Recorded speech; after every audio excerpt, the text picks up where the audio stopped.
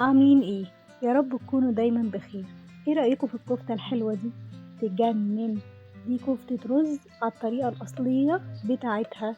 يعني تعالوا اقول لكم بقى التكاية اللي هتخليكوا تحسوا ان انتوا كلتوها في افخم مطعم للطعم اللي بيتاكل في المطاعم بالظبط، غير اللي بنعمله في البيت. هي التكاية دي الطشة، مش كل الناس بتعمل طشة للكفتة ام رز، هما بقى بيعملوا لها طشة في المطاعم قدامك كده، بتديها طعم تاني خالص، بتنقلها نقلة تانية خالص. جربيها وهتدعيلي.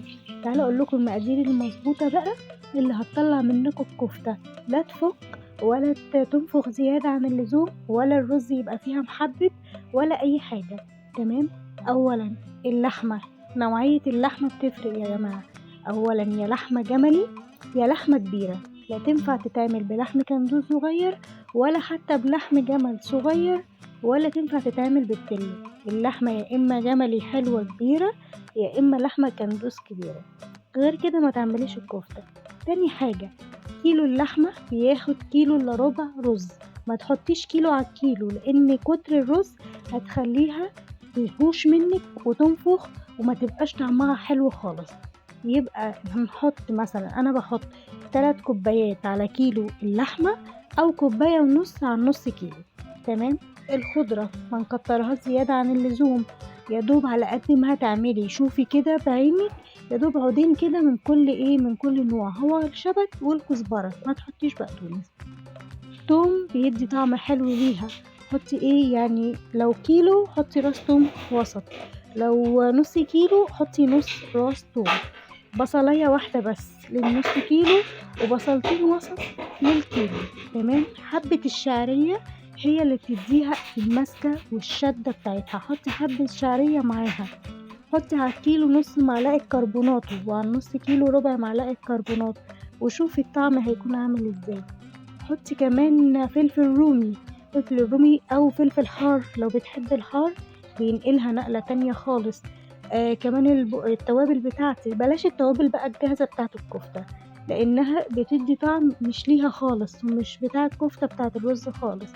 هو ملح وفلفل اسمر فقط لا غير. يلا نشوفها واحنا بتتقلي، وبصوا شكلها بقى هيطلع عامل ازاي. اول حاجة الكفتة ما تنزلش على زيت بارد خالص. تمام. الكفتة لازم تنزل على زيت سخن. بصوا انا هعمل هنا اختبار لكفتاية واحدة عشان اشوف درجة الحرارة اللي انا عايزة الكفتة تنزل عليها، لان لو نزلت على زيت بارد هتفتح منك من كل حتة ومش هتبقى حلوة، وبعد كده هترجع تكش لما تطلعيها وخلاص، يعني نفخت مرة واحدة وطلعت الهواء اللي فيها، فمش هتبقى حلوة خالص لما تنزل في الصلصة. تمام. يبقى لازم اشوف درجة حرارة الزيت قبل ما انزل الكفتة بتاعتي. حاجة تانية نسيت اقولكم عليها، الرز لازم يتنقع. رز مغسول، رز سايب عادي، اي رز هتجيبيه لازم يتنقع ساعتين قبل ما تروح تطحني الكفتة بتاعتك. تمام. عشان ما يحببش منك ويبقى تحس ان هو مقرمش كده في الكفتاية. دي حاجة تانية. وفي حاجة كمان، مش اول ما تيجي بالكفتة تحمريها. الكفتة لازم تقعد في التلاجة على الاقل ساعتين عشان تشد وتمسك في بعضها وتمسك نفسها. واي حد كبير بتاع كفتة هيقولك نفس الكلام، هيقولك اول ما تروح البيت حطيها في التلاجة شوية. بصوا هنا انا نزلتها بقى في الزيت، بصوا بدأت ان هي تغلي ازاي. الزيت يبدأ ان هو تحسه بالغليان وبدرجة حرارته، بصوا ما شاء الله. وهتلاقوها بقى هي علشان ما شاء الله منفوخة حلو والعجينة بتاعتها حلوة وهشة من جوه، هتلاقوها بتلف لوحدها. العجينة لو مكتومة لازم انتي تلف الكفتاية. بصوا انتوا هتلاقوها بتلف ما شاء الله، الله اكبر، بتنفخ وتلف لوحدها، لان العجينة مقرمشة من بره ومن جوه هشة مش مكتومة. المكونات بتاع كفتة الرز يا جماعة بتفرق. انتي بتاكليها عند حد ممكن يكون عاملها بلحمة اكتر من الرز، وممكن يكون خادمها قوي بس ملهاش طعم، لكن بتاكليها عند حد تاني ممتازة. فهو ده بقى يا جماعة اللي بيفرق، ان انتي الخلطة بتاعتك بتعمليها ازاي، الرز بيتنقع ولا لأ، قطعية اللحمة ايه، الكفتة بترتاح معايا في التلاجة ولا لأ. كل ده بيفرق في حتة الكفتة بتاعتك. دي مش طعمية علشان نحط عليها خضرة زيادة عن اللزوم، هي الخضرة بس بتديها طعم. فبلاش، انا بلاقي ناس حاطة على كيلو الكفتة ربطة بقدونس وربطة شبت وربطة كزبرة، بتطلع خضرة قوي. في ايه يا جماعة؟ هي مش طعمية، دي كفتة.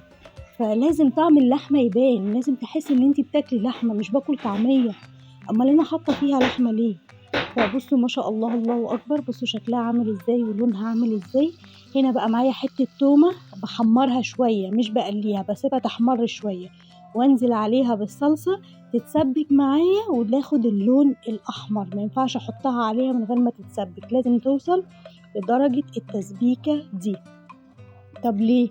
لان انا لو حطيتها على الطماطم مش متسبكة، الرز اللي في الكفتة هيشربها، وهتحس ان هي حاجة كده ملهاش طعم، حاجة نية مش حلوة.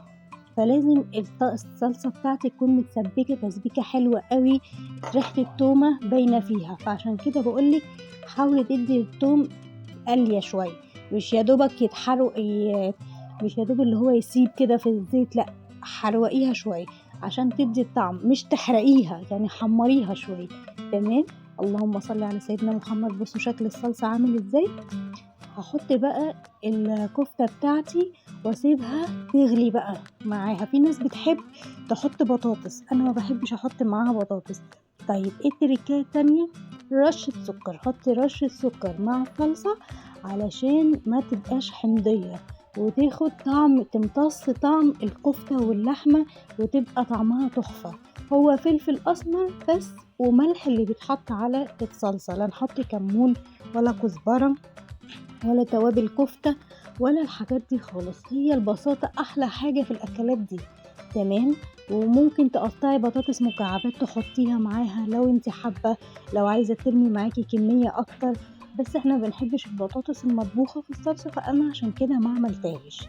بصوا ما شاء الله لونها لا باشت في الحلة، ولا بقت سوا واحد في الحلة، ولا كرمشت ولا فتحت ولا أي حاجة. اللهم بارك، كانت جميلة جدا. بس استنوا، انتوا عمالين تسمعوا مني، عملتوا لي اشتراك، عملتوا كومنت حلو زيكم، عملتوا لايك للفيديو؟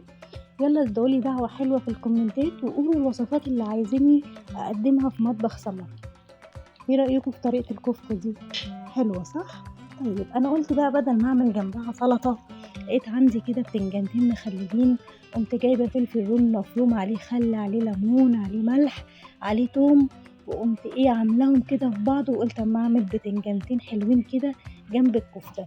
الكفتة بتحب المخللات، واحنا بقالنا كام اكلة كده بنعمل الليفت اللي انا مخللاه، فقلت بقى اما اعمل بتنجان كده اغير، وتبقى الدقة بتاعته كده تتغمس بالكفتة، ويبقى طعمها يستاهل يستاهل بقكم.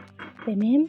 جربوا الخلطة دي، وانا هكتب لكم المقادير بتاعة البتنجان، جربوها.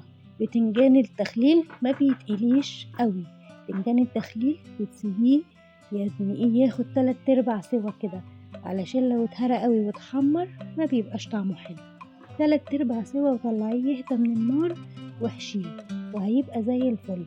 والفلفل يتقطع 4/4، ما تحطيش الفلفل الرومي، مش تقطعي الراس بتاعته وتحطيه زي ما هو، هيتملي من جوه كله زيت. فانت قطعيه 4/4 كده، اللي هي جوليان بس تخين شوية، هيبقى تحفة. بسم الله ما شاء الله، تاكليها كده أحلى بكتير ما يتحط زي ما هو. أي حد عنده استفسار حابب يعرفه في الكفتة يسيبلي في التعليقات اللي مش فهمه أو إيه المقدار اللي هو عايزه، وأنا هكتبله بالظبط يعمل إيه. تمام. اللهم بارك. معلش أنا ما بحبش أعمل البتنجان بالمعلقة، أنا بحب أعمله بإيدي علشان أدخل الخلطة جوه البتنجان، فمعلش بقى سامحوني، أنا مش بعرف أشتغل بمعلقة.